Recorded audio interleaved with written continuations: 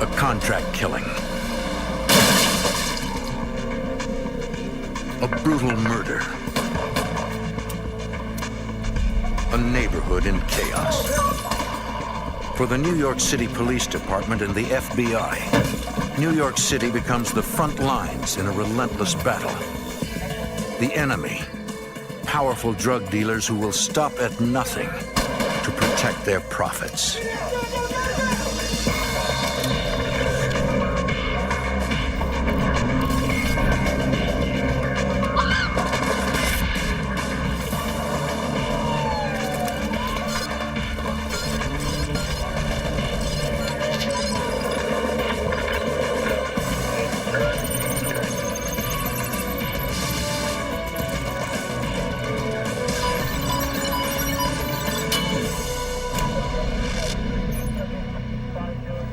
In the 1980s, the drug trade in New York City was a nightmare.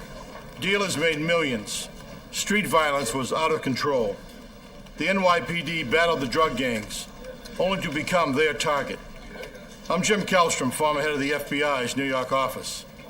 Hundreds of FBI agents and police officers launched a bold plan to stop the violence and shut down the gangs' deadly business.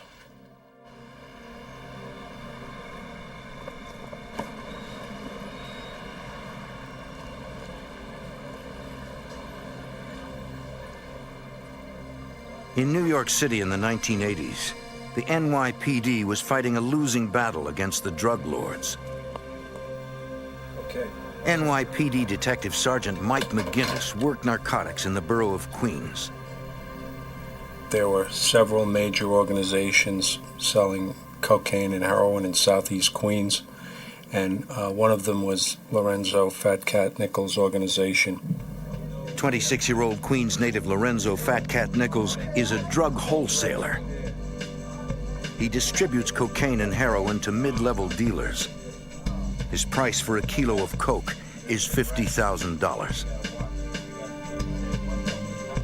He's worth millions. Nichols protects his operation by surrounding himself with a tight group of loyal associates. Many are family members.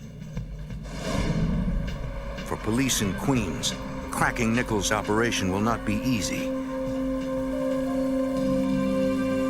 His headquarters is at a deli at 107th Avenue and 150th Street in Jamaica, Queens.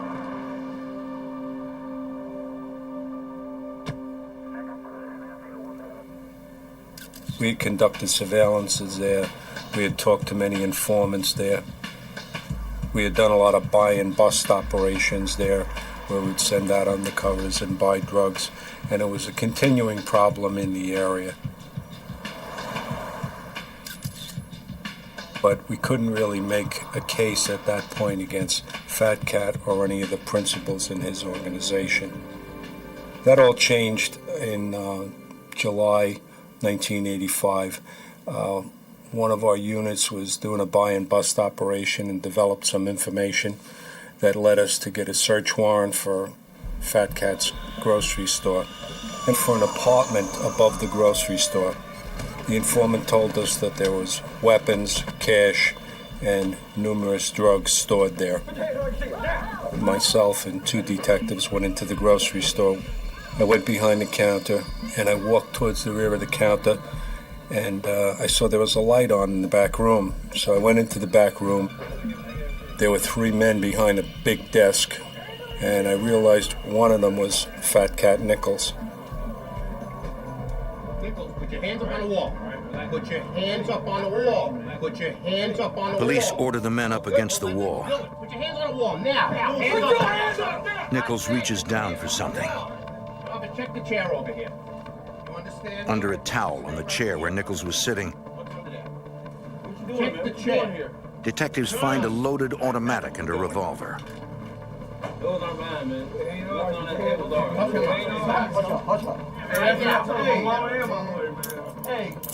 Police search the room and find heroin, cocaine, and $30,000 in cash. Several ounces of marijuana is on Nichols' desk.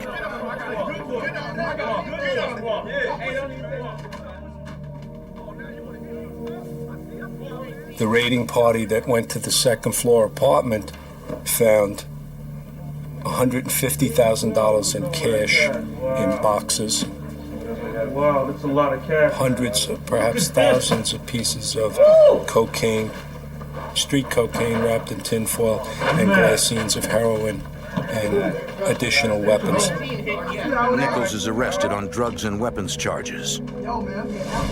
24 hours later, he's free on $70,000 bail. At the time of his arrest, Nichols was already on parole. He reports to his parole officer to see if the arrest violated the terms of his parole.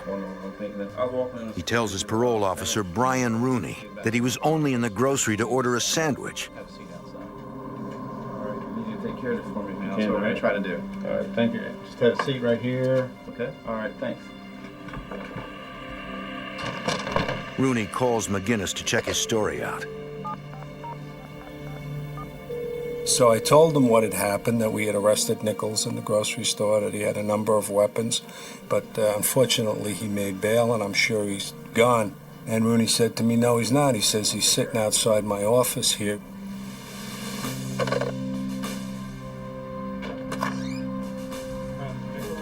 Rooney rearrests Nichols on the spot for violating his parole. Now, for Nichols, what that meant was, even though he had made bail on the case where we got him, he was in on the parole violation, and there's no way around that. You can't get bail on it. So not counting the trouble that he was in with me, he owed 14 years to the state. So he was in big trouble. A week later, McGinnis and Rooney testify at Nichols' parole hearing. I briefly described what had happened that night, and the adjudicator immediately continued his violation of parole, which meant he was in.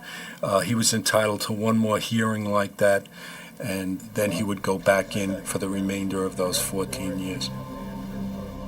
But the drug dealer has no intention of letting that happen. 2 months after the hearing, Nichols' parole officer Brian Rooney gives a co-worker a ride home from work. He drives through South Jamaica, a neighborhood in Queens. He knows this section of Queens is dangerous.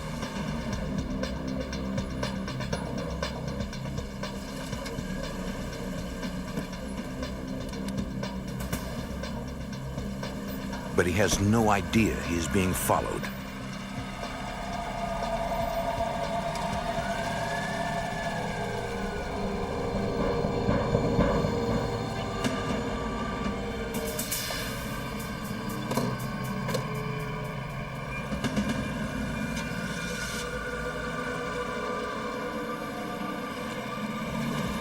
Suddenly, a car pulls up beside him.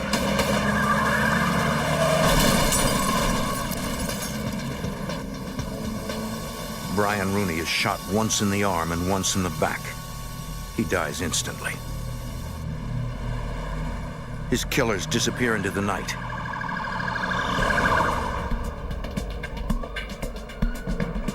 Police arrive quickly, but there is nothing they can do. They process the scene and find little evidence. No shell casings were left behind. No one saw the shooting. News of the murder quickly reaches Detective Sergeant Mike McGinnis. Sergeant who worked in my office called me up and told me about it. Said they just killed a parole officer up on Supton Boulevard, and it was Brian Rooney.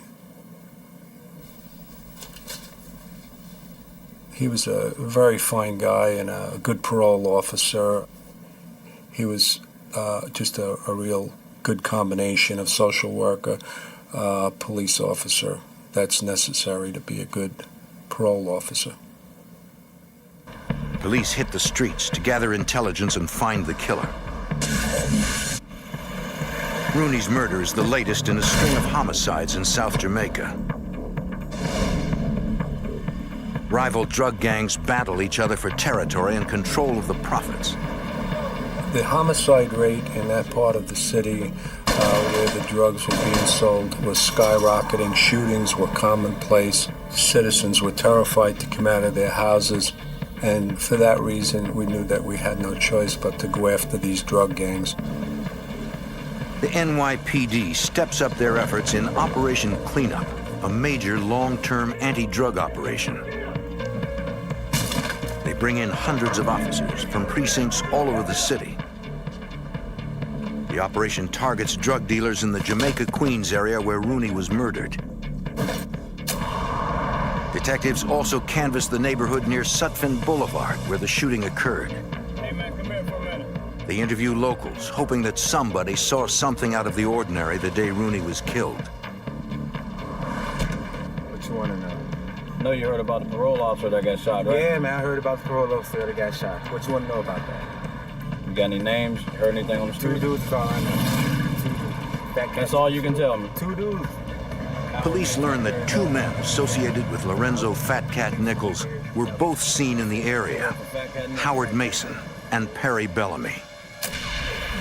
Nichols had a strong motivation for killing Rooney. Investigators suspect he may have ordered Mason and Bellamy to kill his parole officer.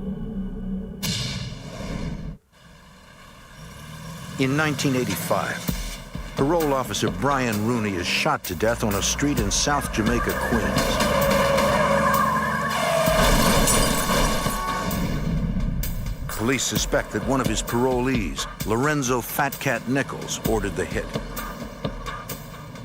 Mike McGinnis, former detective sergeant with the NYPD. We were all astounded with what happened to Brian Rooney, that they would have the audacity to kill him. But I think their thinking was if they got Rooney out of the way, Nichols would be able to make the street. And where they got that from, I don't know. But that was their thinking.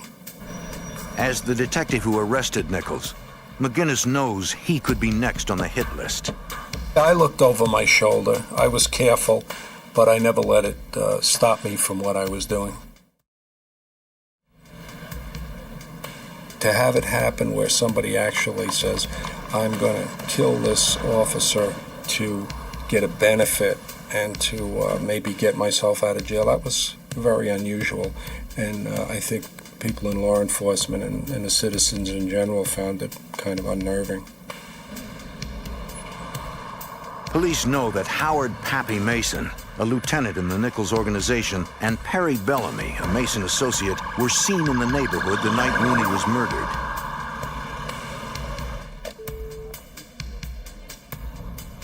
An anonymous caller claims Bellamy was outside the car when Rooney was shot. The next day, another informant tells detectives where to find Bellamy. The tip leads investigators right to him. Stick your hands up on the wall! What? Stick your hands on the wall now! Stick your hands on the wall! Bellamy is picked up on the street in his neighborhood and brought in for questioning. I have a field day with this. You understand me? Step over I got the my car. rights.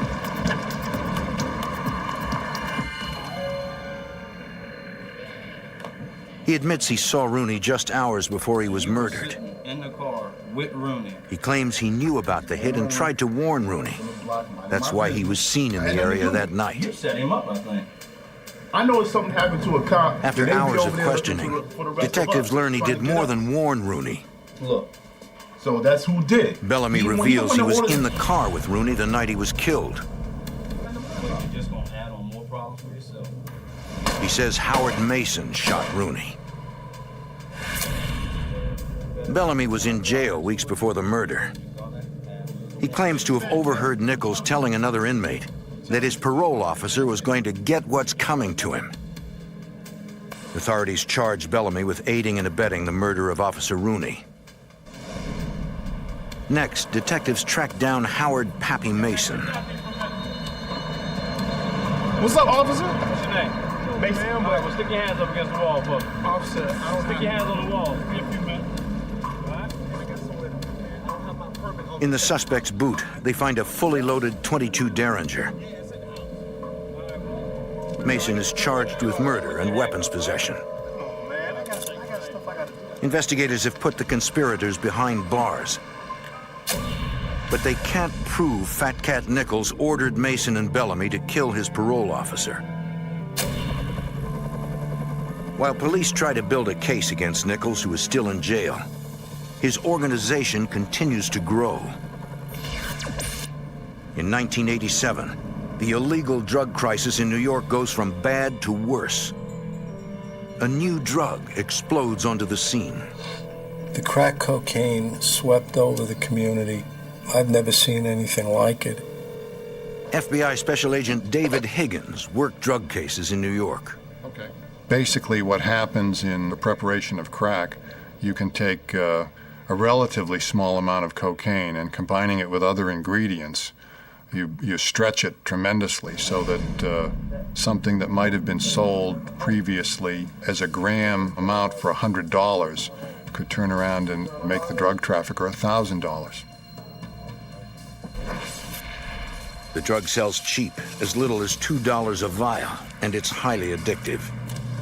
For a working-class neighborhood like South Jamaica, crack cocaine is the perfect storm. Because of the high level of addiction, the drug users were repeatedly looking to get high, and therefore they were out trying to find sources of income anywhere they could. Naturally, they turned to crimes such as burglary and robbery, and of course, the general level of crime in these neighborhoods increased as a result. The NYPD steps up its efforts. They rename Operation Cleanup Operation Queens.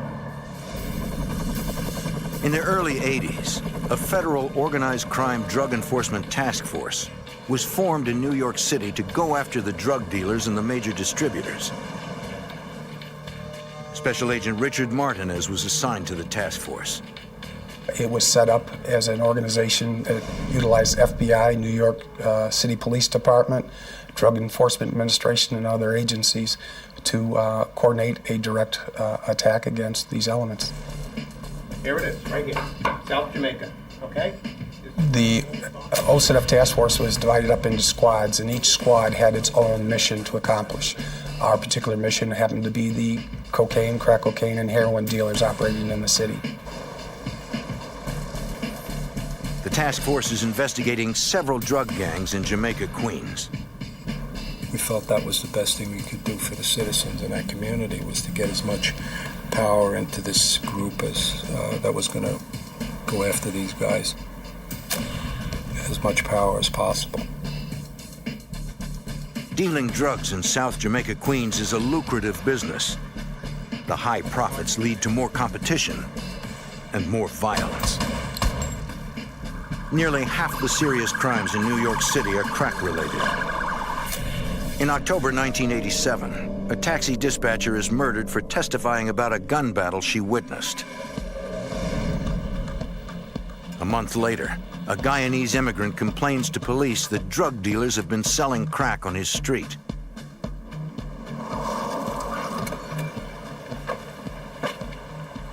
The next evening, someone firebombs his home. Call fire department. What is number? 911. Yeah, someone just threw something through a window.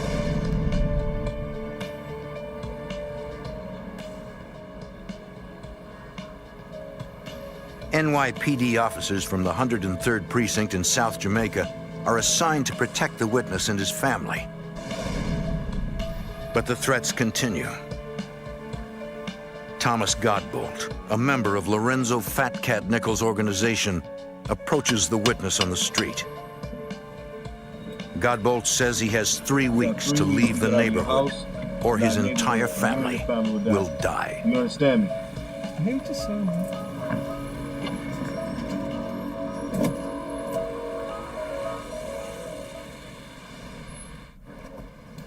In 1987, drug dealers rule South Jamaica, Queens. Citizens brave enough to stand up to the dealers are intimidated and murdered. The New York City Police Department and a federal task force turn up the heat on all the drug organizations in Jamaica, Queens.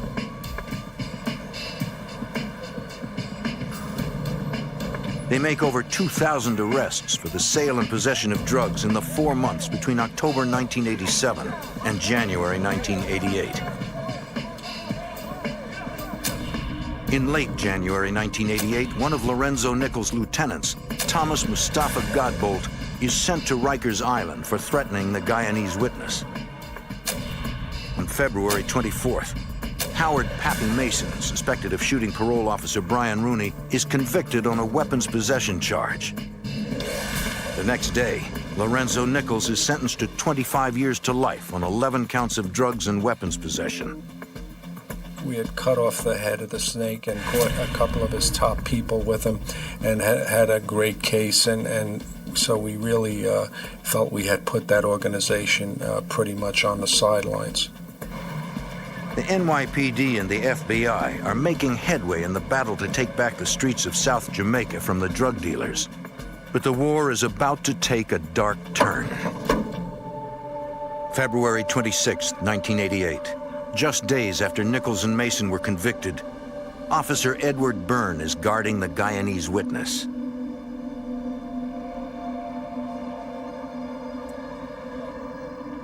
Even with the man who threatened his family in jail, the witness continues to receive threats. Byrne is a rookie, just 22 years old. This is just another routine night.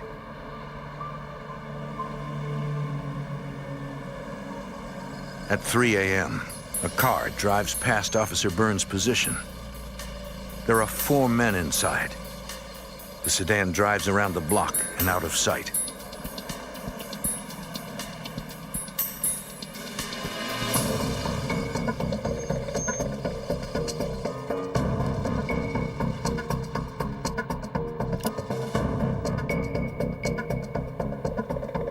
"20 minutes later, 3 men sneak up behind Officer Byrne's car.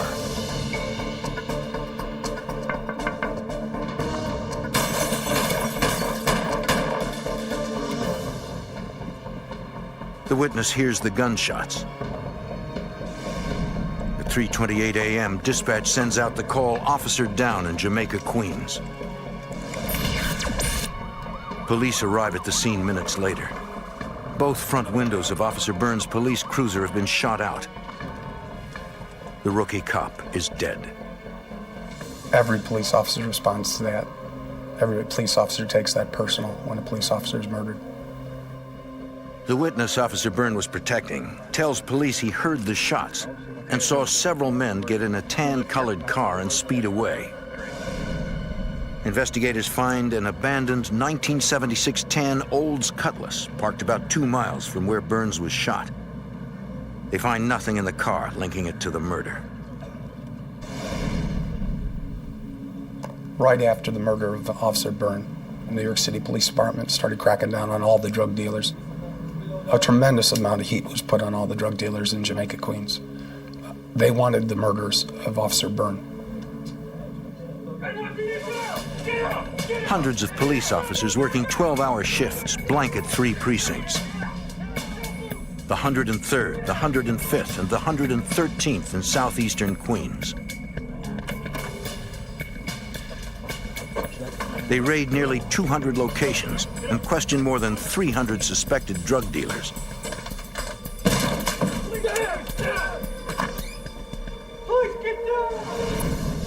Investigators believe Lorenzo Nichols ordered the murder of his parole officer from jail. And the man who threatened the witness Officer Byrne was protecting had ties to Nichols' organization. Nichols is a natural suspect. At the time of Officer Byrne's murder, several members of the FBI task force are investigating a Queens drug dealer with ties to the Nichols organization. What we did was we simply shifted focus. We were looking at something called the Smith Organization, who had dealings with a number of Nichols associates.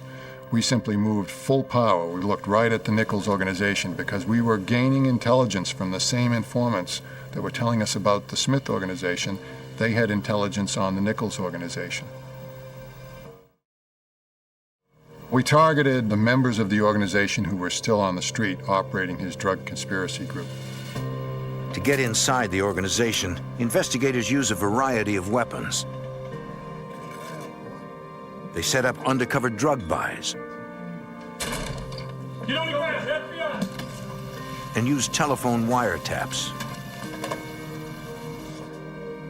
If Nichols was involved in the murder of Officer Byrne, he's just made the biggest mistake of his life. Now, the resources of the FBI, the NYPD, and the DEA are focused on bringing down his operation. A rookie cop is killed, shot to death on a street in New York City. 22-year-old Officer Eddie Byrne gave his life protecting a witness from a deadly drug gang.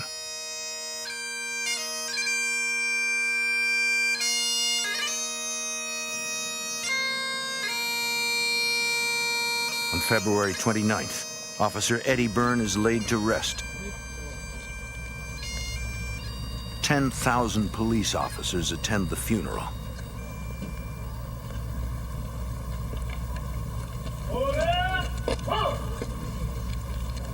You can't kill a police officer and get away with it. Special Agent Richard Martinez. That's why police react so quickly. You can't kill a police officer and get away with it. New York City Mayor Ed Koch vows to find those responsible. The city offers a $10,000 reward for information leading to the conviction of Byrne's killers. The community is outraged. After years of being intimidated, they are fed up with the drug dealers. Special Agent David Higgins. Shootings would take place at any time of day. Many times bystanders, innocent bystanders in the neighborhood would be caught in the crossfire. And there were a number of notorious cases in which children were killed as a result of these shootings. Police set up a hotline to field tips. They answer 400 calls every 8 hours. Within days, the reward money climbs to $130,000. 3 days after the shooting, an anonymous caller says he knows who shot the cop. The detective convinces the caller to meet him. The tipster tells police the shooter was Todd Scott. Police are familiar with Scott. He's a suspect in the murder of a prostitute. Detectives go looking for Scott. At the apartment of a relative, they find a witness who is willing to talk. He tells detectives he knows the men who carried out the shooting. He was present when the hit was planned. And he knows who ordered it.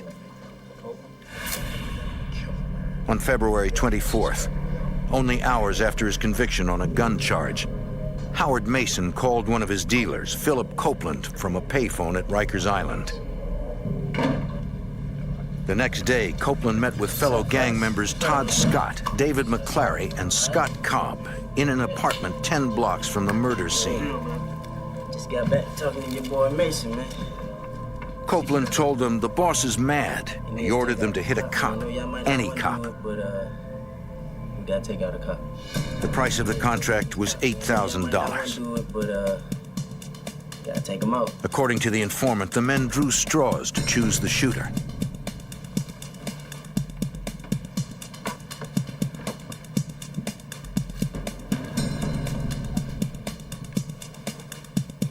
Todd Scott would pull the trigger.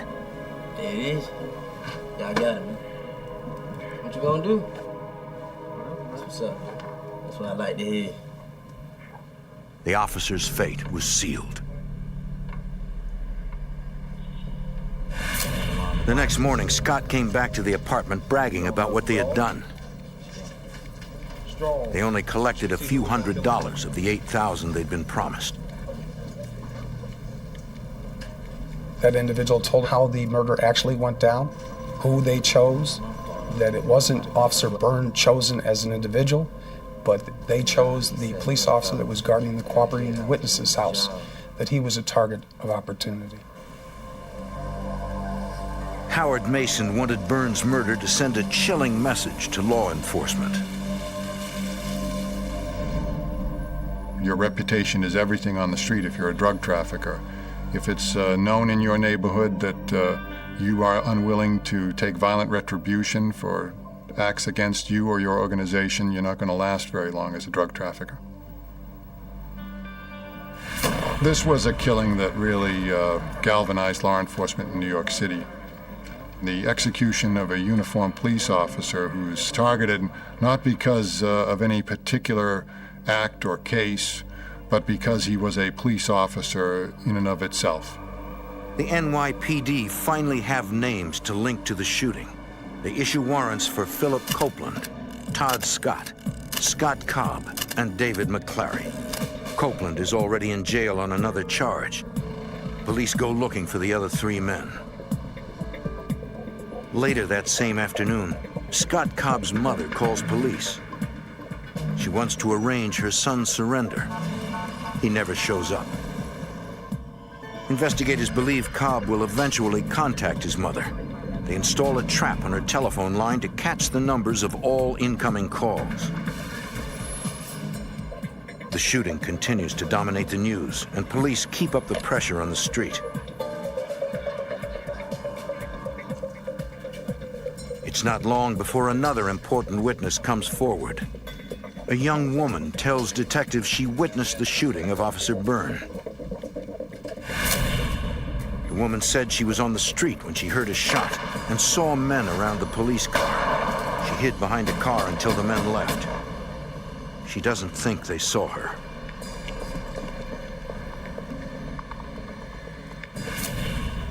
Investigators show the witness photo lineups.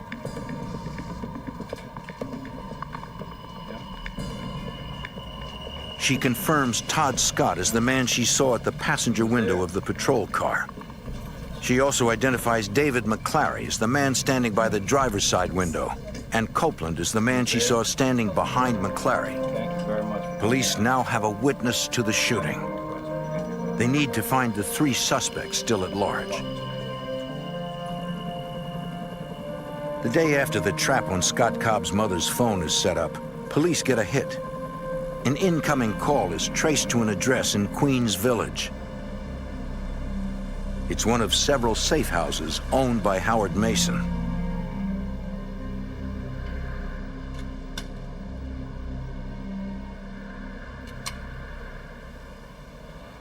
On March 3rd, less than a week after the Byrne shooting, detectives spot Scott Cobb. Hey, man.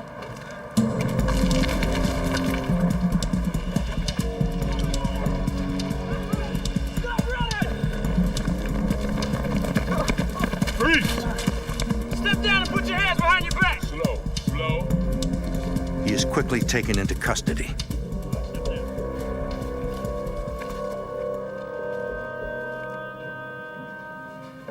Police search the safe house.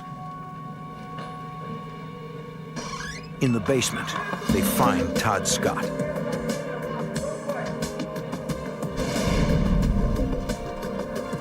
At noon the next day, David McClary surrenders to police. He is accompanied by his mother. Of the 4 men accused of Byrne's death, McClary is the only one who doesn't have a criminal record. Todd Scott and David McClary give conflicting statements. Each accuse the other of actually pulling the trigger. All versions of the events place Scott Cobb behind the wheel of the getaway car. Police and prosecutors are eventually able to piece together this version of events. At 3:25 a.m., Todd Scott distracted Officer Byrne by tapping on the window on the passenger side of the patrol car. David McClary shot Officer Byrne 5 times through the driver's side window. Philip Copeland was just behind McClary. All 4 men are charged with second-degree murder. But for the agents and police, larger questions loom. Did Howard Pappy Mason act on his own? Was Fat Cat Nichols involved in the murder? And can they prove it?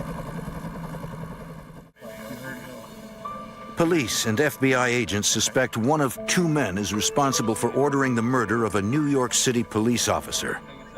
Drug wholesaler Lorenzo Fat Cat Nichols, or his former employee, Pappy Mason. Special Agent David Higgins. The murder of police officer Byrne was a state investigation. It was conducted by the New York City Police Department. And while they conducted their homicide investigation, the federal authorities and the local members of the federal task force conducted a parallel investigation targeting the Nichols organization as a whole. Investigators realized that it's not enough to put the organization's leaders and their lieutenants in jail. If they hope to stop the violence, they must destroy the gangs.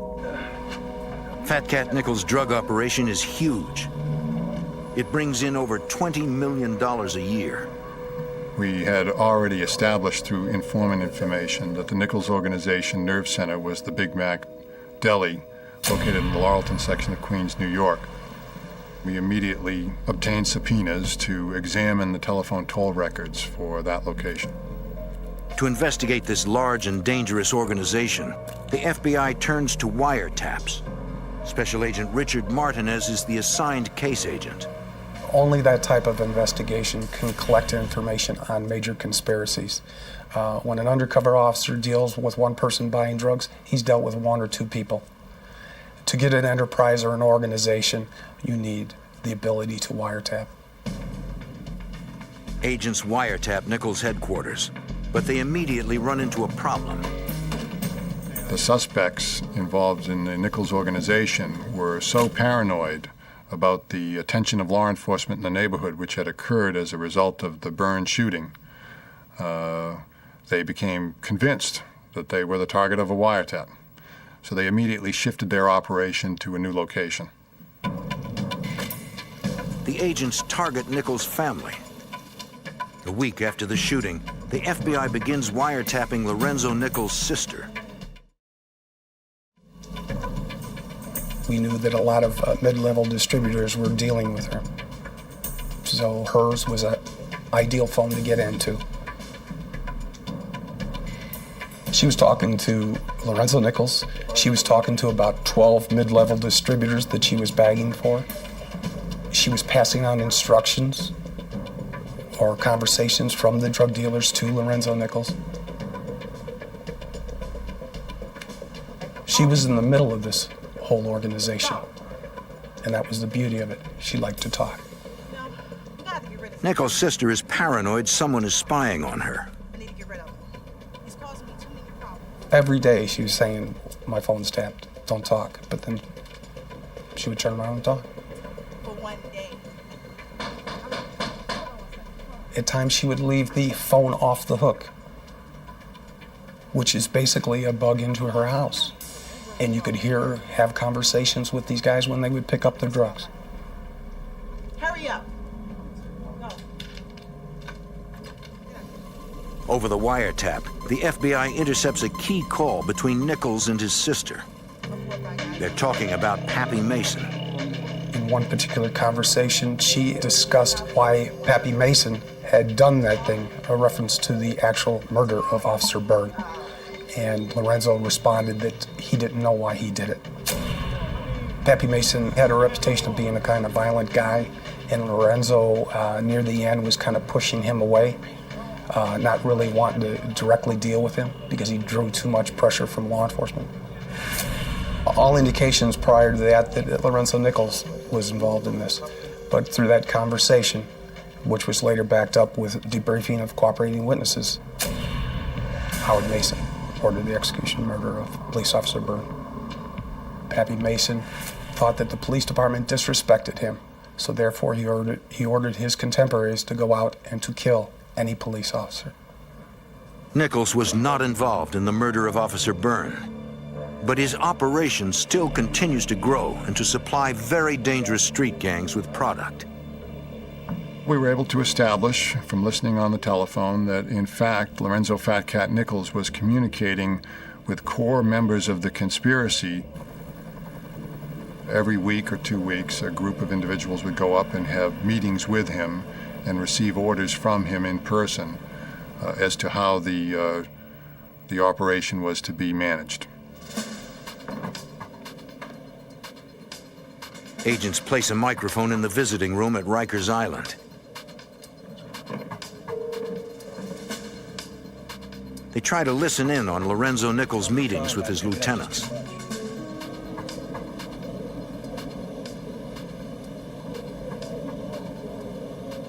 Unfortunately, the sound quality is too poor to hear anything.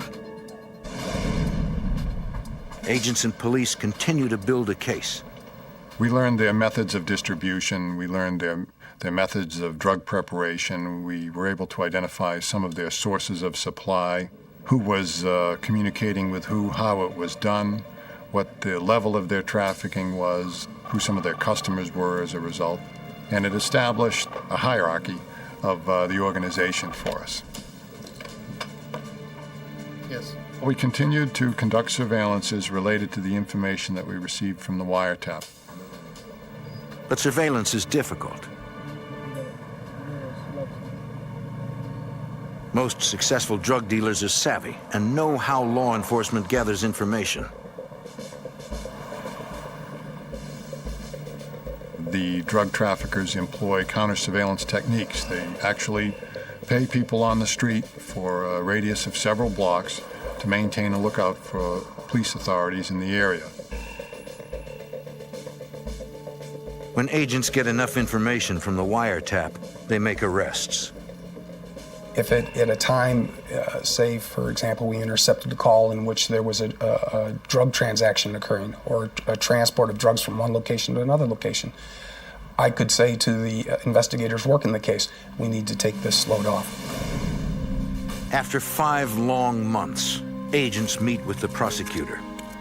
It was time to put some charges on some subjects, to get some cooperators, and to execute the search warrants, to get the guns, to get the drugs that'll confirm the conversations that you had.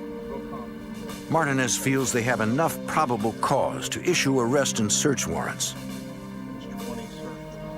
You got to know when it's time to bring the case down. And that's when we brought this case down in August. The prosecutor agrees. It's time to take down the Nichols organization. After 5 months of investigation, Special Agent Richard Martinez plans a complex and potentially dangerous arrest operation. The goal is to completely dismantle the Nichols drug organization. The jury needs to hear 3 things to prove guilt beyond a doubt. 1, they want the testimony of somebody inside, a cooperator. As an investigator, I want to provide tapes of the participants in the organization in their day-to-day activities. And lastly, physical evidence. The arrest operation will hit over 20 locations. Agents believe the search warrants will give them the physical evidence they need: guns, drugs, and money. They also have arrest warrants for 38 members of Nichols' organization. They hope a few of these people will turn and become cooperators. When a jury looks at a cooperator, the conversations that have been either intercepted through Title III or consensually recording, and physical evidence, and they all say the same thing, there's only one verdict that a jury can come back with, and that's guilty.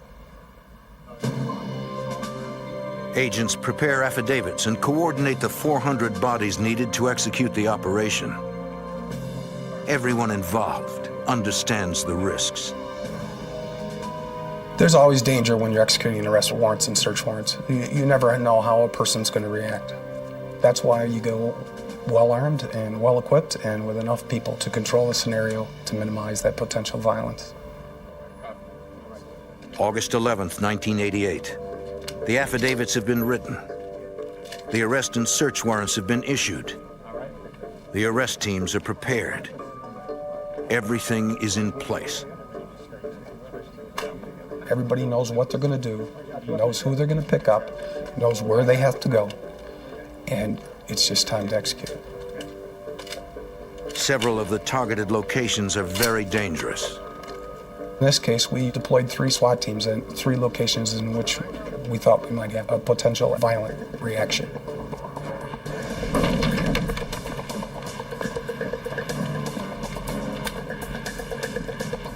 The teams hit locations where drugs are being stored and sold.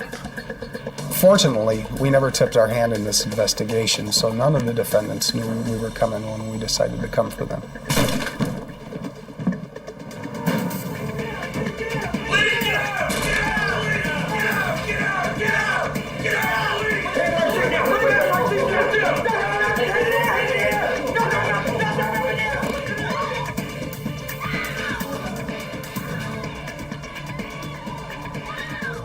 Nichols' sister is surprised by the arrest team.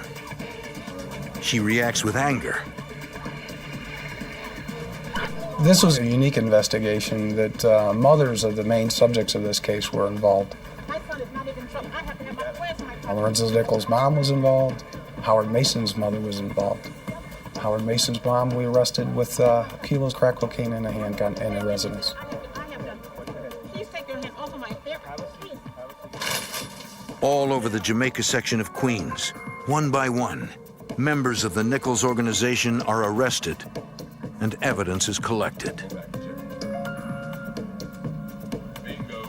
During the execution of the search warrants, we found guns, we found a substantial amount of packaging material, a substantial amount of crack cocaine, and numerous individuals with cash money, and seized all those items. Lorenzo Fat Cat Nichols and Howard Pappy Mason are both arrested in prison on drug charges that will keep them behind bars forever. By the end of the day, 30 people are arrested. 5 pieces of property are seized.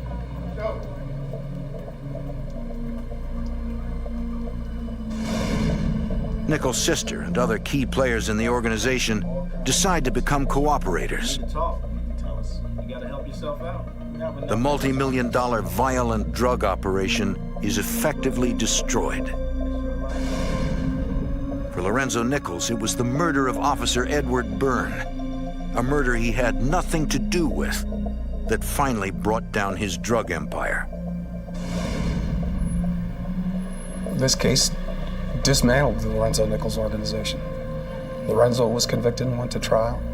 Every member of this organization that was charged was convicted and went to prison. In 1992, Lorenzo Nichols also pleads guilty to ordering the murder of parole officer Brian Rooney. Later that same year, there is a surprising development in the Rooney murder case. Randolph Lucas is arrested on an unrelated charge and confesses his involvement in the crime. He claims his brother Eric drove the car and that he shot and killed Brian Rooney. They were hired by a Nichols associate to hurt Rooney, but they panicked and fatally shot the parole officer. No one knows why Perry Bellamy claimed to have been at the scene that night, and why he said he witnessed Howard Mason shoot Brian Rooney. The NYPD anti-drug operation and the federal task force targeting Queens drug dealers had a decided effect on drug-related crime in New York City. FBI Special Agent David Higgins. The task force cases in New York sent the message to the streets eventually that crime doesn't pay, that if you're going to be involved in violent drug trafficking in New York City, you're ultimately going to face justice in a federal court.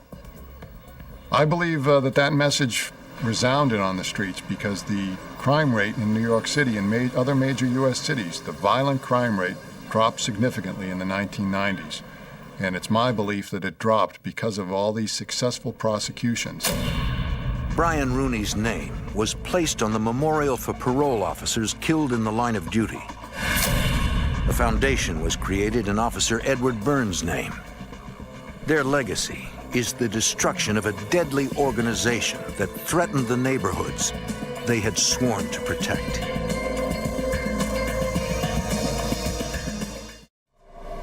From the Caribbean islands to the east coast of the United States, a deadly drug gang makes millions. But its leader remains a mystery. As their cocaine trafficking business thrives, the violence rages out of control.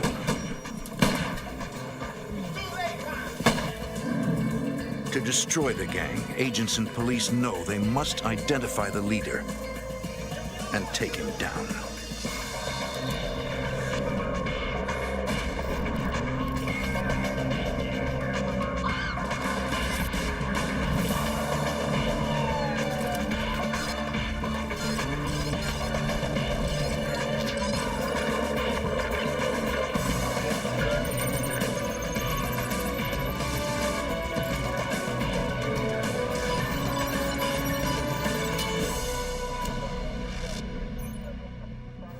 The United States is one of the most profitable drug markets in the world. For ruthless and sophisticated drug traffickers, it is truly the land of opportunity. I'm Jim Kallstrom, former head of the FBI's New York office. In the 1990s, a violent drug organization moved thousands of kilos of Colombian cocaine through the Virgin Islands and into Georgia. It would take a task force of dedicated agents and police to shut down this multi-million-dollar operation and destroy a cocaine empire.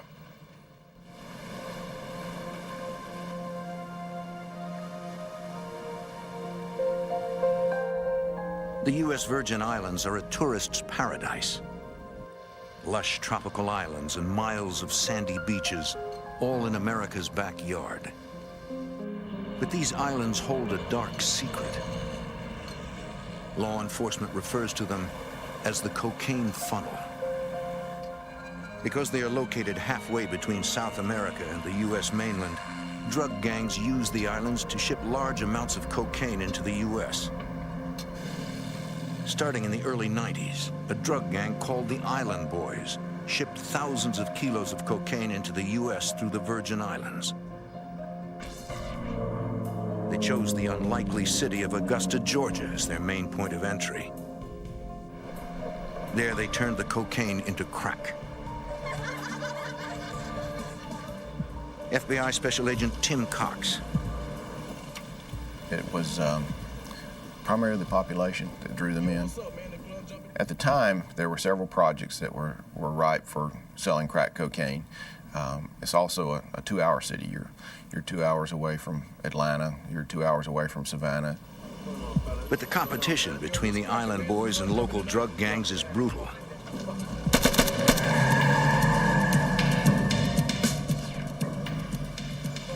Eugene Smalls runs the Augusta operation for the Island Boys. Business is good. In 1991, the gang is raking in millions. And Smalls makes a big target. There are rumors he keeps $1 million in cash in his safety deposit box. He wears the key around his neck.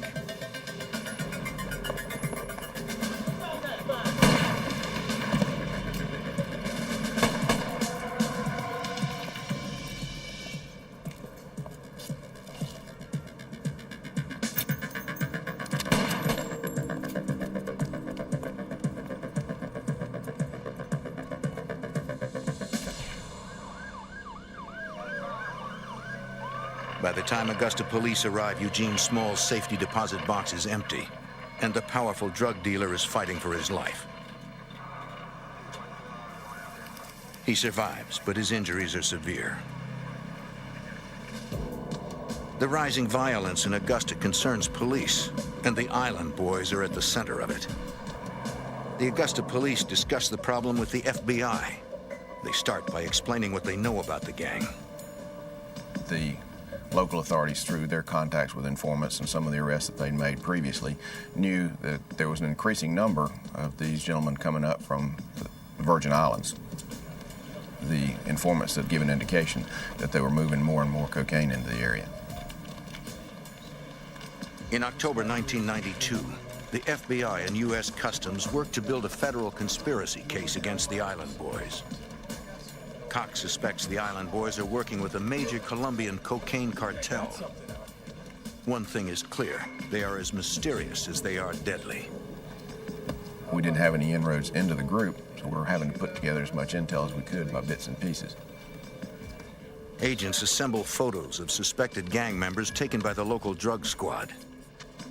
Former U.S. Customs agent Larry Sapp. So we didn't even know who they were. We'd put them in there to see if somebody would later identify them. They also scour every report they can find that has any connection to the Island Boys. One report stands out. A month earlier, 2 DEA agents spotted Eugene Smalls at the airport in Atlanta. Despite his injuries, the local drug boss personally picked up a passenger on a flight from the Virgin Islands. The DEA decided to follow Smalls. Agents radioed the Georgia Highway Patrol and asked them to pull the car over for speeding. DEA had enough of following them and joined the locals there and they got them all out of the car, searched them, took all their money, tried to interview them all. Smalls could barely walk. His passenger, James Springett, was carrying a passport from the U.S. Virgin Islands. Agents also searched the car. They found nothing. No drugs, no weapons, and surprisingly little cash. The DEA photographed the two men as well as their credit cards and IDs and had to let them go.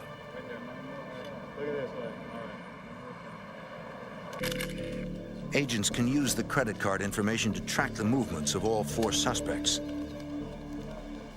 But there's also a downside.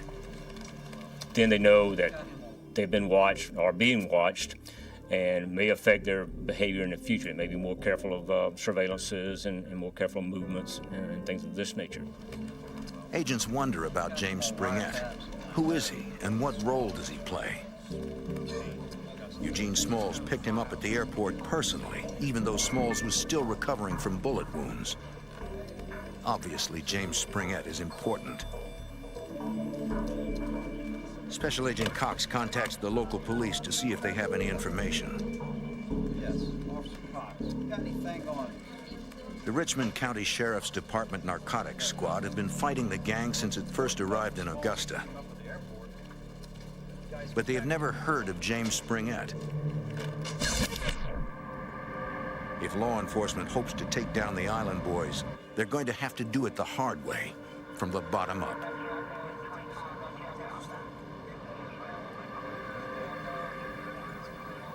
We started on the street level, doing surveillances when we could, getting information from the local authorities, and trying to develop some other inroads into the group. Again, they hit a brick wall. The Island Boys have a dangerous reputation. Even paid informants are afraid to talk about the group. It was hard to develop informants because this group was known to be violent, and informants were afraid to do anything with them because they had a reputation for hurting and killing people. Federal authorities conduct surveillance. They observe that members of the gang frequently use motel rooms to do business. After they check out, teams of agents search their rooms. You'd be surprised that you find phone numbers, photos, different things. This whole case was like somebody that had filled a room with puzzle pieces and we're trying to dig our way out and figure out who was who. The pressure is constant and intense. Too intense for Eugene Smalls, the head of the Augusta Island Boys. We were putting a lot of heat on him. Eugene Smalls decides to relocate to Virginia.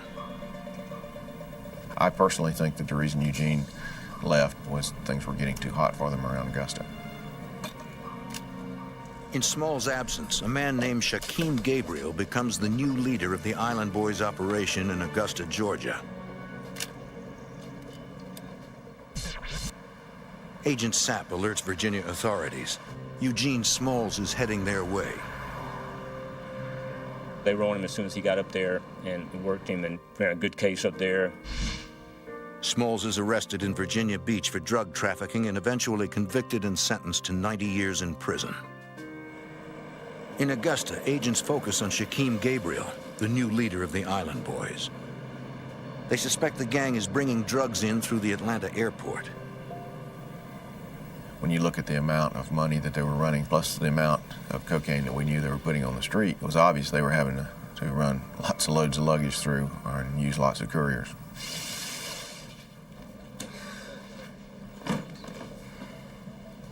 On June 14, 1995, agents in Atlanta find a suitcase containing 7 kilos, more than 15 pounds of cocaine. James, we can change this around. Who are you delivering the coke to? Investigators question the courier. He tells agents the drugs were going to Shaquem Gabriel in Augusta. We had enough corroborating information, through phone tolls and things to substantiate exactly what the courier was saying. Based on the courier's statement, authorities are able to obtain an arrest warrant and a warrant to search Gabriel's home. On June 15, 1995, authorities serve both warrants. As the agents close in, they have no idea what Gabriel has waiting for them behind his door. In Augusta, Georgia, the FBI, along with U.S. Customs and local police, work to take down a violent drug gang. Investigators arrest Shaquem Gabriel, the man they believe is the new head of the Island Boys in Augusta. Gabriel is accused of attempting to receive 7 kilos of cocaine from a courier from the Virgin Islands. A search of his home turns up documents, photos, and $15,000 in ones. Special Agent Tim Cox. Apparently, Shaquem felt it was beneath him to spend dollar bills, so he wouldn't spend dollar bills, he would stuff them in these jars. For law enforcement, Gabriel's arrest is a big success, but it doesn't stop the Island Boys. As soon as authorities take Gabriel into custody, agents suspect that new leaders are already emerging to take over the gang. Whenever we would take people off from the group, make an arrest or anything else, other people from the islands would arrive back in the States and take their place in the group, distributing around Augusta area. Investigators continue to go after the Island Boys using the same techniques they used to take down Gabriel. But it's not working. It seems the Island Boys have changed tactics. They must be using another means of getting their drugs past customs at the airport.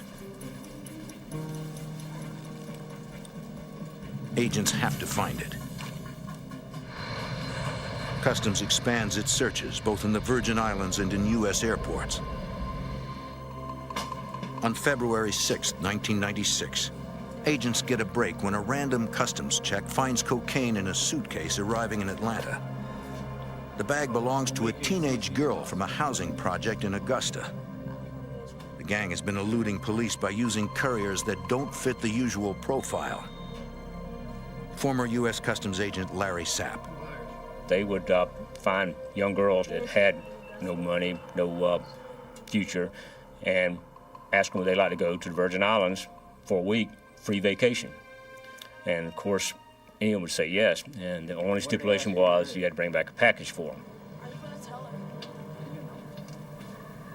These were easily influenced young people that just saw an opportunity to make some money. Granted, it was illegal, but in a sense, they were victims of this group as well. They couldn't bring a lot to the table for us, but what they could tell us is who offered the deal, what the deal was.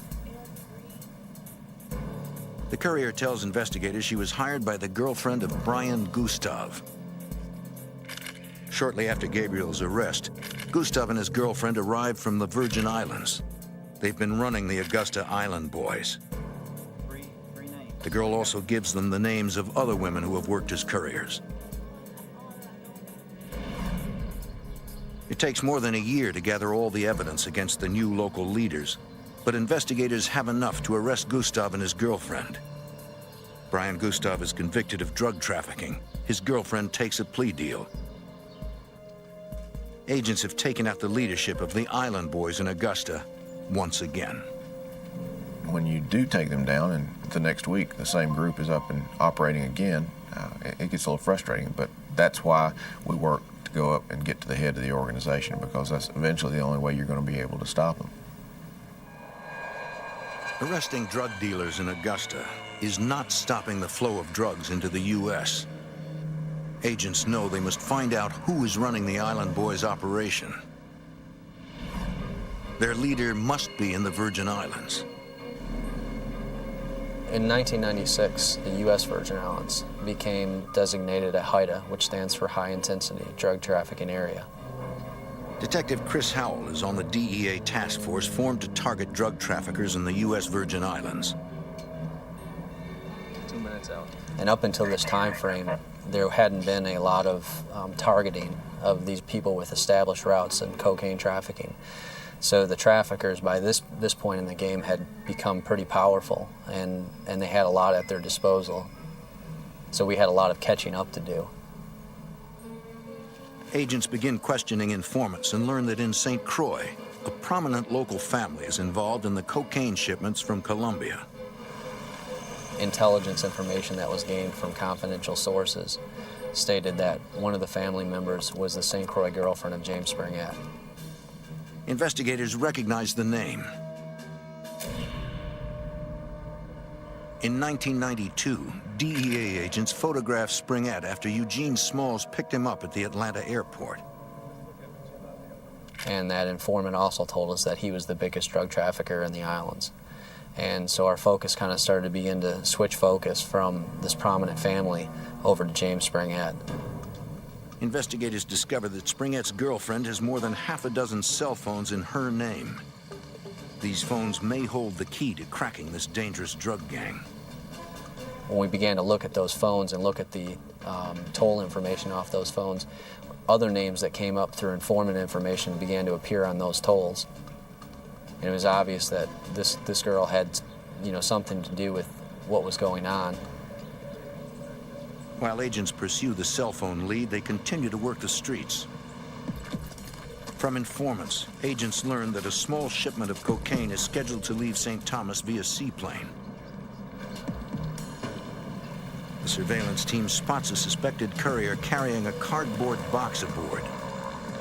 The seaplane takes off for the largest of the U.S. Virgin Islands, St. Croix. We let them board the plane. We get airborne on their way back to St. Croix. And we established surveillance where they were going to dock here in St. Croix. When the seaplane lands, Detective Chris Howell and the DEA are waiting. They suspect the box the courier is carrying is full of cocaine. Agents are in place for a routine takedown, but the plan changes.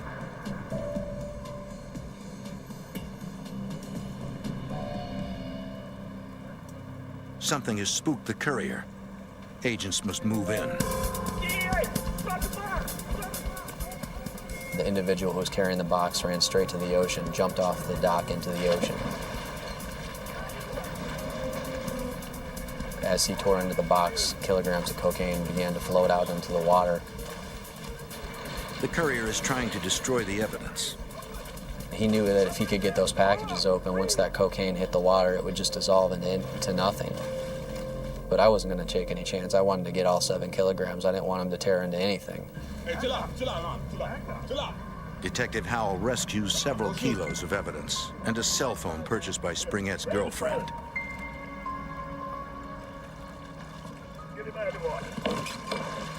Down.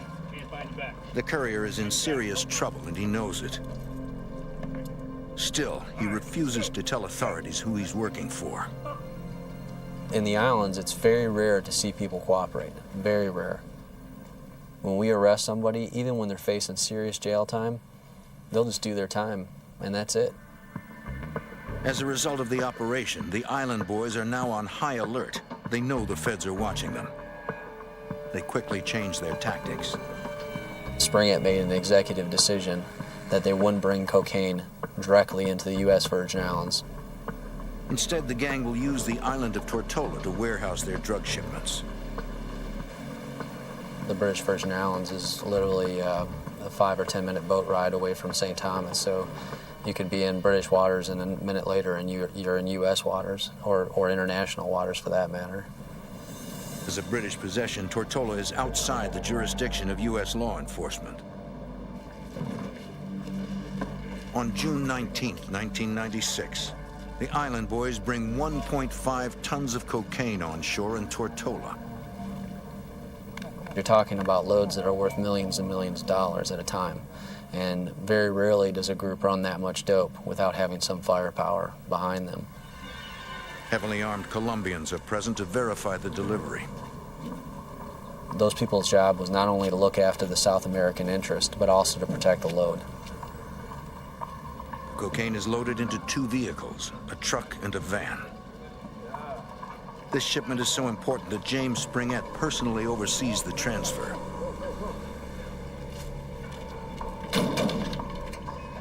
The 2 vehicles head for a safe house to store the cocaine. The drug dealers are unaware the Royal Virgin Island police are waiting for them.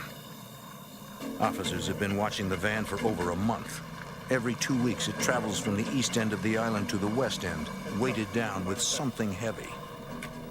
They suspected it could be drug trafficking, but they also suspected it might have been involved in some burglaries that had been occurring on the east end of the island. When a pickup and van approach, the Royal Virgin Island Police move in. The pickup manages to squeeze through the roadblock, but the van is stopped in its tracks. Hands up! Out of the car! Out of the car now! Out of the car! Move! Put your hands up right now! The suspects open fire with automatic weapons. The police are outgunned. Most of them had 6-shot revolvers, shotguns with 3 rounds, and weaponry of this nature. And they stood up and returned fire against automatic M16s, firing at full burst. One officer is hit. The round passed out the side of his head, and he was lying in a pool of blood on the street. And so they basically, at that point, began to try to keep him alive. The van gets away. The wounded officer is rushed to a hospital. Just wondered that just the shock, the impact alone didn't kill him. But it put his eye out, and they got him to the hospital. He lost his eye, but he did live. The next day, police find the van a mile down the road. The tires, the radiator, and the engine have been shot to pieces. In the back of the van, police find 1,260 kilograms of cocaine. They also find night vision goggles, GPS devices, and lights for signaling aircraft. The Royal Virgin Island Police believe the drug runners will try to escape to a nearby island. They contact police commissioners in the U.S. Virgin Islands and the surrounding area asking for help. Authorities know they must locate these dangerous men fast. If they're willing to shoot a cop, no one is safe. In the British Virgin Islands, a firefight erupts between heavily armed drug runners and the Royal Police. The drug runners make a daring escape, but investigators seize a van full of cocaine. The Royal Police warn their counterparts on the surrounding islands to be on the lookout. It was almost like a Caribbean all-points bulletin. Detective Chris Howell. They put it out to all the police officers that this occurred, and to be a lookout on the beaches and so forth, marinas, docks, boat yards and everything, that these individuals may be heading our way.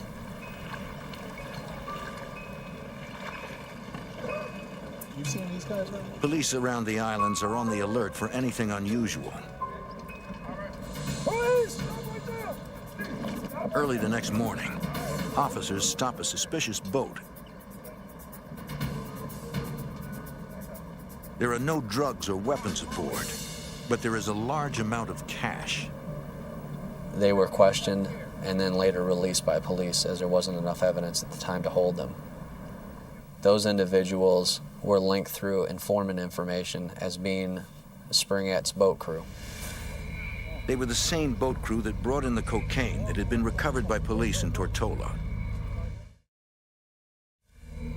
A few days later, U.S. Virgin Island police find the body of one of the men from the boat. He's been shot in the head twice, execution style. To me, all that was an indication that Springett's organization was not going to accept failure. There had to be a cost to losing that load, even if that meant the life of one of his own. At the roadblock, the gunman may have escaped. But the cocaine they lost was worth millions. You don't lose 1,260 kilograms of cocaine without someone paying for it. Springett had to go back to South America and explain this to the people he was getting cocaine from. And he didn't want to go back without there being a body attached to the loss. For Springett, it's a temporary setback. Kilograms of cocaine during this time frame were almost on every commercial flight heading to the U.S. mainland. They had dirty baggage handlers that would put cocaine in bags, sneak them past customs, put them on the aircraft, and then a mule would actually take custody of that bag when it arrived in a U.S. city and moving on forward. In Georgia, FBI Special Agent Tim Cox and Customs Agent Larry Sapp are working leads of their own. They've been watching a man named Ronnie Pemberton. They believe he's the latest drug dealer to head the Augusta branch of the Island Boys. 3 months after the Tortola shootout, FBI Special Agent Tim Cox decides to send a message to Pemberton at the Atlanta airport. I had heard through our street sources that Pemberton had called me a punk and said we were never going to catch him. And so I thought I would at least introduce myself. So I went to the airport when he came back in and went up and introduced myself and said, "Hi, Ronnie, welcome back to the country. I'll be around. Come see me if you'd ever like to talk." But as agents know, Island Boys never talk.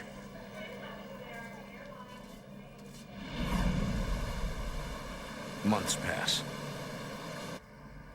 In the Virgin Islands in early 1997, the two agents get the break they've been waiting for.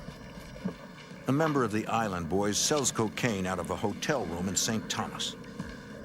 A fellow gang member and a buyer sent to kill the dealer pay him a surprise visit. The Island Boy tries to warn his friend by using a special knock signaling danger. The dealer gets the message.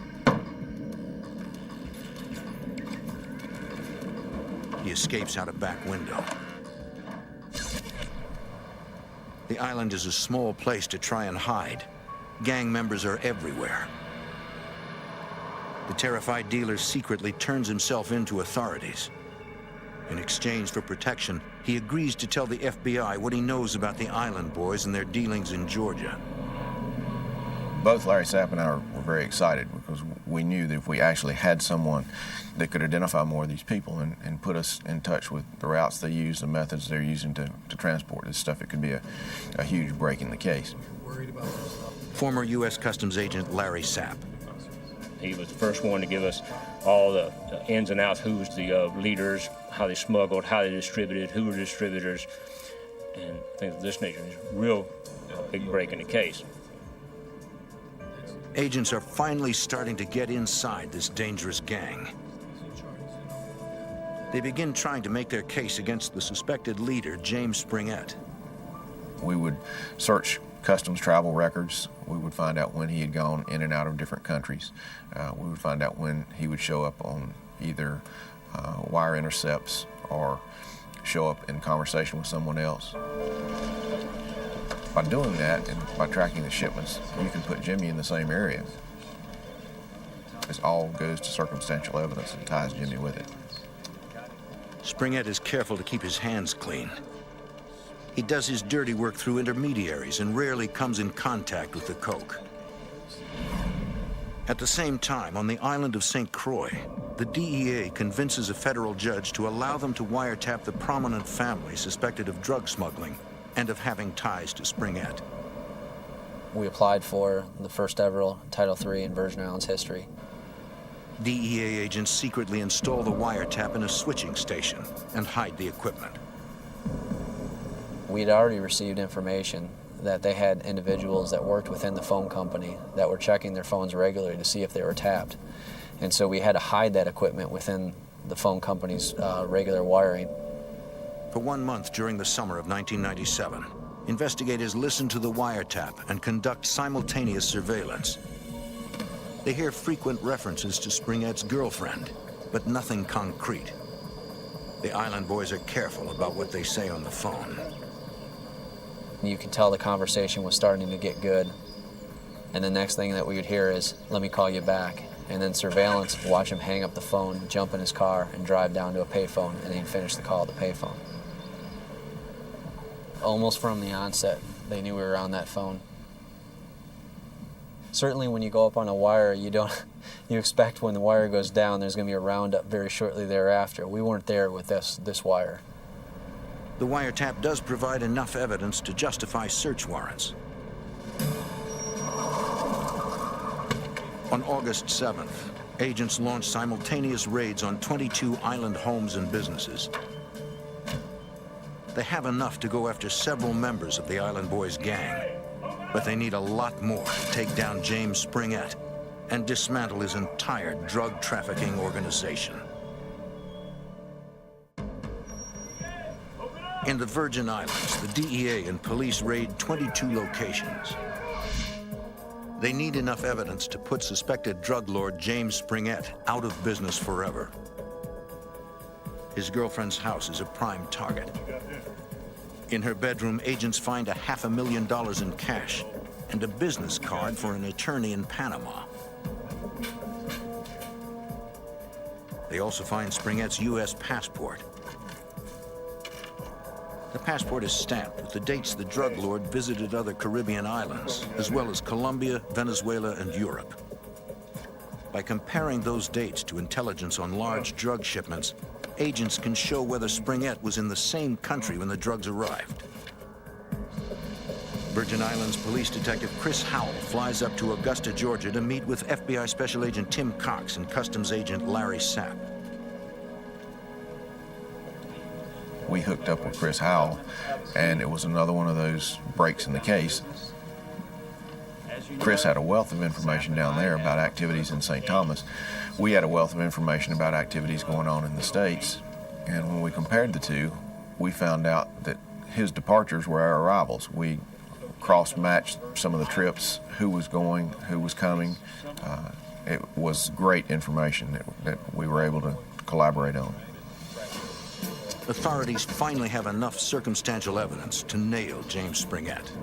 Independently, we could have probably put together a case in the islands, and likewise, they probably had the ability to do that there in Georgia. But you combine the two cases together, it seems like it's an unstoppable force. Chris Howell wants all the cases tried in Georgia. It will be too difficult to convict Springett in the Virgin Islands. He had evolved into a monster by this point. I mean, he was very well established in South America. He had his own routes here. He had his own assets available to him. So anything you can throw into that on your end is beneficial. It would help their case if they could find a more specific link between Springett and the cocaine shipments. Agents review the evidence one more time. When we had done the search warrant at Springett's St. Croix girlfriend's house, we had found business cards for a Panamanian attorney, and we also found business cards in the name of Omega Sea Cargo. According to customs records, a freighter owned by Omega Sea Cargo was stopped a few months after the Tortola shootout. The ship was searched. 8 tons of Colombian cocaine was found in the cargo. Working on a hunch, agents research Omega Sea Cargo. The company is owned by James Springett. It was huge. It was a huge chunk of the case right there. I mean, now we had 6,000 kilograms on Mr. Springett. That was a good feeling. Federal authorities develop a plan to dismantle the Island Boys, starting in Augusta, Georgia. December 15th, 1997. Ronnie Pemberton, the local head of the Augusta gang, attempts to buy 2 kilos of cocaine from a Virgin Islands supplier. The FBI is watching. In the motel room next door, Customs Agent Larry Sapp and FBI Special Agents Tim Cox and Mike Varicalli videotape the buy via hidden camera. Our ultimate goal was to tie the organization all the way back to a Colombian connection and find out where the drugs were being processed and at what point they were being handed over to Springett and his organization so we could get to the highest level we possibly could.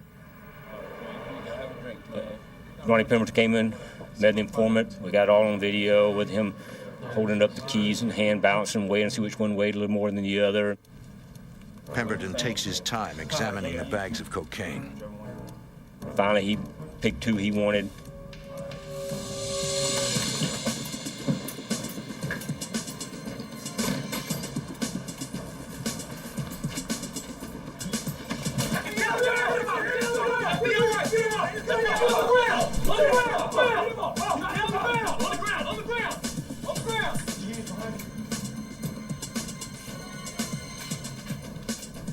All right, roll over. Sit up. Special Agent Tim Cox personally arrests Pemberton. I said, "Hello, Ronnie, remember me from the airport?"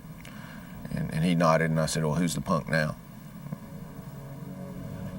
Shortly after Pemberton's arrest, FBI Special Agent Tim Cox is promoted and transferred. It's a bittersweet pill because I was with this case since its inception. I knew we were headed towards taking Jimmy Springett off, but I also knew I would not be there for the finish. Cox leaves Special Agent Mike Varicalli in charge of the Island Boys investigation. Over the next few months, Varicalli and his team continue methodically building a case against Springett and the Island Boys. The more we looked into it, the more we uncovered. 10,000 kilograms turned into 20,000, which turned into 50,000.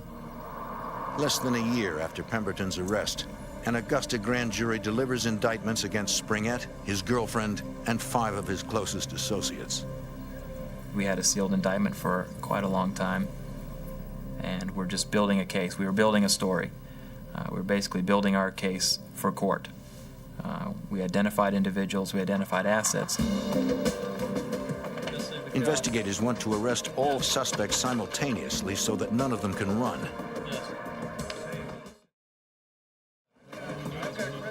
But there's a snag. Springett has gone into hiding. It was a frustrating time period because here we are ready for this party and we can't find our main guy. Springett is smart and careful. He did not use the phone unnecessarily. He did not spend a lot of time in one location, and he tended to reside in areas where the U.S. government didn't have complete access and total reach. For 2 long months, authorities can't find him. Then, in Medellin, Colombia, the case takes a dramatic turn. Please have a seat. A local woman approaches DEA agents. How can we help you? She tells them she knows a big American drug dealer. His name is James Springett. In Medellin, Colombia, DEA agents get a big break in the search for drug trafficker James Springett. An informant claims she knows where Springett lives. She basically walked into the DEA office there and agreed to cooperate with law enforcement. How can I help you? Detective Chris Howell. She indicated he had a penthouse apartment in Medellin. We knew the apartment existed, we just didn't know where it was. The apartment had like muraled ceilings, solid gold faucets, a very expensive apartment. The woman agrees to give the DEA the location of Springett's apartment. In exchange, she wants a fresh start for her family in the witness protection program. We've been looking for you. Authorities agree to the deal. Special Agent Mike Varicalli. Springett was pretty well insulated in Medellin, Colombia. It seems to be a haven for high-ranking drug organization members, so it's traditionally difficult to locate and apprehend an individual for drugs in Medellin. The DEA requests an arrest warrant from the FBI and U.S. Customs in Augusta, Georgia. Former U.S. Customs agent Larry Sapp. The agent there called me and asked me, do we actually, in fact, have a warrant for James Springett? Of course, I enthusiastically told him yes. He asked for me to fax down the fingerprints, the pictures, and all the stuff he would need to get him picked up. The DEA also contacts trusted members of the Colombian police. 2 Colombian police officers stake out Springett's luxury apartment, waiting for him to appear. To the Colombians, it looks like Springett is leaving for good. They have to move fast. They felt like their surveillance was burned and they better go ahead and arrest him, and that's what they did. The officers don't have time to wait for backup. They move in. Those 2 stopped the vehicle and arrested Springett and his driver by themselves, which we thought was mighty courageous. Special Agent Tim Cox. When I first heard that they had him in custody down in Colombia, I was elated. This was the culmination of a 14-year investigation, which started from the lowest level street dealers all the way up to the made man with the Colombian mafia who had the direct Colombian connection supplying cocaine. agents from the FBI, Customs, and the DEA converge on the Virgin Islands to arrest Springett's associates. Local drug dealers quickly retreat into their fortified mansions. We probably got dope dealers flushing their dope everywhere on St. Croix. One mansion on St. Thomas is so remote and well protected that Virgin Island police have to rappel down the cliff above it and approach it from the rear. They had walls up around the house, electric gates. There was a real security issue on how we could do these things successfully. House by house, the task force arrests the leadership of the Island Boys. Although they finally have Springett in custody, getting him back to the U.S. proves to be far more difficult than anyone had ever imagined.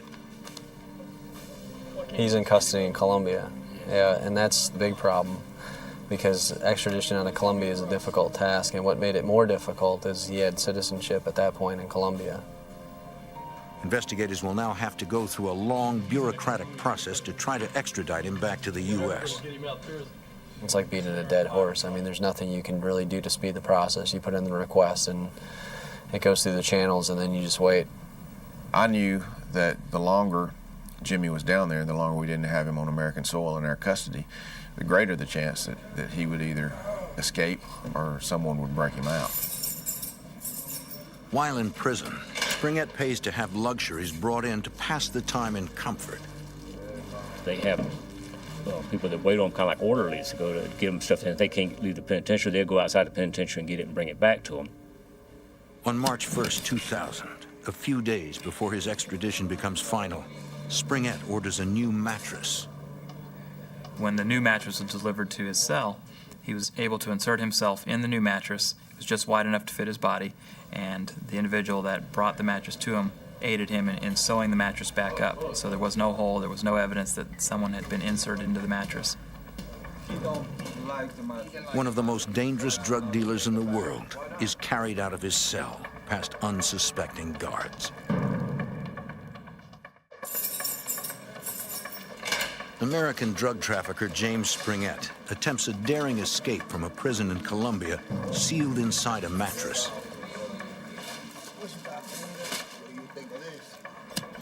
FBI Special Agent Tim Cox. Jimmy got into the mattress. They stitched him back up in there and proceeded to carry him through, I think, about 5 checkpoints, getting him out of the prison.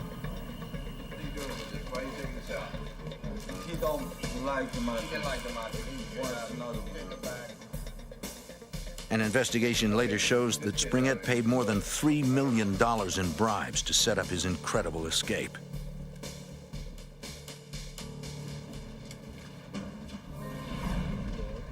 Investigators take the news hard.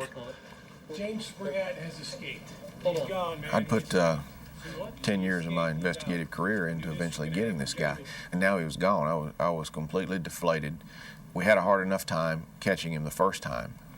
It was my fear that because he'd been caught one time, that we'd never be able to get him again. Detective Chris Howell. We're back at ground zero trying to figure out where do we go from here.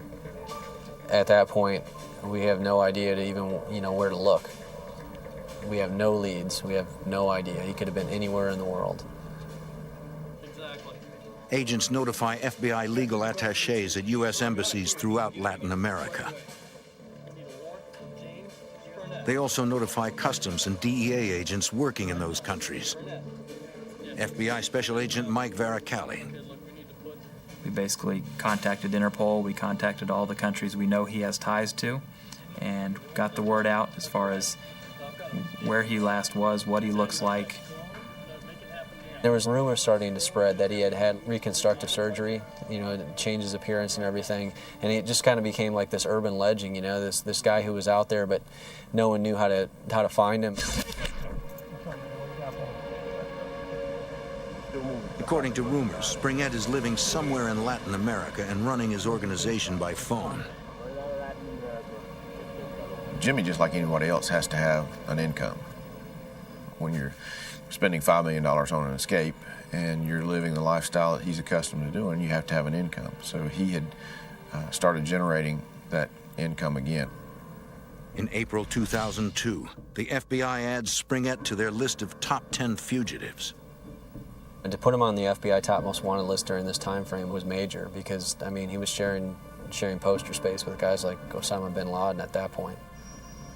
Investigators also play a few long shots. They set up surveillance on a drug dealer known to be part of Springett's group. Agents wait until they have probable cause and then search him. Custom free. They find a large amount of cocaine and take him into custody. Help us find your uncle. You'll do a lot less time. Investigators pressure the dealer. What city is he in? I don't know. What country is he in? He decides to talk. He tells them Springett now lives in Venezuela. He doesn't know which city, he only knows the phone number. The FBI legal attaché in Venezuela gives the phone number to an elite team of trusted local police officers. Using the phone number and informants, the Venezuelan police locate Springett's home and stake it out.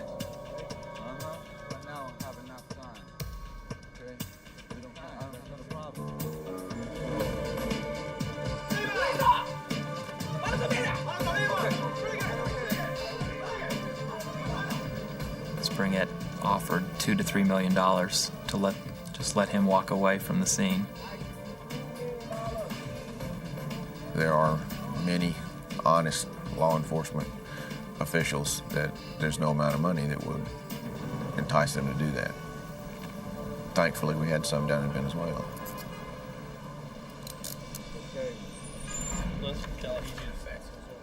FBI, DEA, and customs agents work to get Springett back to the U.S. as soon as possible. The Venezuelan authorities declared him persona non grata because he's in the country on a false passport and ordered him to be removed from the country immediately. Less than 24 hours after the arrest, Venezuelan police hand Springett over to FBI and customs agents at the airport. Agents fly him back to the United States. He knew that he wouldn't stand a chance going to trial in Augusta, Georgia, with all the evidence that had been, mounted against him. I think he knew the only thing he had available to him and his only chance of ever having, the chance to see the light of day again would be to accept a plea agreement. Springett pleads guilty to one count of conspiracy to import cocaine. The notorious drug lord is sentenced to 35 years. Without parole. Hard to beat the significance of this investigation. When you talk about a street-level case being worked all the way up to a 10 most wanted and an ultimate capture, it's kind of hard to beat that. It's definitely a highlight of my career.